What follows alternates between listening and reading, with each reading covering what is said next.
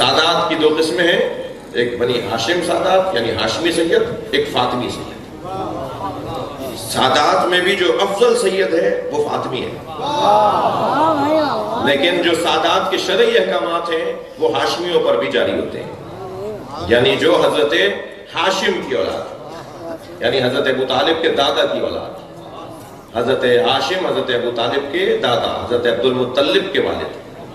جو حضرت ہاشم کے 10 بیٹے اور پھر حضرت عبد المطلب کے 10 بیٹے اور پھر حضرت ابو طالب کے 10 بیٹے، 4 بیٹے،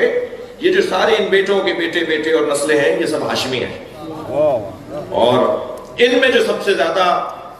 سب سید ہیں، ہاشمی جتنے سید ہیں، اور ان پہ وہ جو شرعی احکامات ہیں، صدقہ نہیں کھا سکتے، خمس لے سکتے ہیں، اور جو شرعی احکامات ان کے ہیں، بعض فقہ میں سید اور غیر سید کی شادی پر بڑی بحث ہے علمی طور پر، اور بعض منع کرتے ہیں، بعض اگر اجازت دیتے ہیں تو بڑی شدت کے ساتھ، بڑی شرائط کے ساتھ اجازت دیتے ہیں۔ تو یہ جو شرعی احکامات ہیں سید کے، اس میں ہاشمی سارے شریک ہوتے ہیں،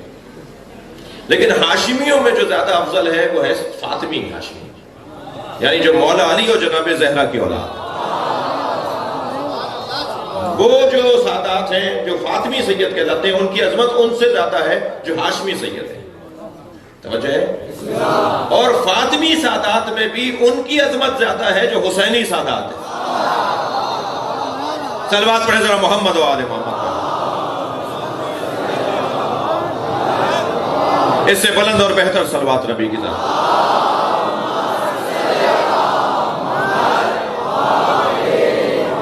دلیل دوں گا، ممکن ہے میں نے ایک بہت ہی حساس جملہ کہہ دیا ہے، ممکن ہے ایک سوالات کا ایک جلغار ہو جائے، تو یہی دلیل دے دیتا ہوں کہ حسینی سید کی جو عظمت ہے اس کے بارے میں جب کربلا پہنچے میرے مولا امام جعفر صادق علیہ السلام،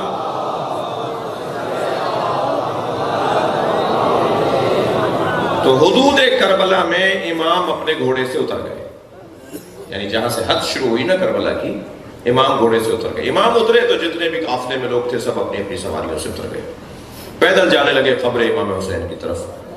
تو کسی نے پوچھا کہ مولا آپ بھی امام ہیں اور حسین بھی امام ہیں، دونوں امام ہیں، آپ کا ادب احترام بتا رہا ہے کہ آپ حسین مولا کی تعظیم زیادہ کر رہے ہیں، آپ بھی تو امام ہیں وہ بھی تو امام ہے۔ تو امام صادق نے بڑا حسین جملہ فرمایا، سارے جملے حسین ہیں، یہ جملہ بھی سنیے۔ امام نے فرمایا کہ ہمیں امامت بطفیل حسین ملی ہے۔ صلوات پڑھیں گے مولا حسین کی ذات پر، اللہم صل علی محمد۔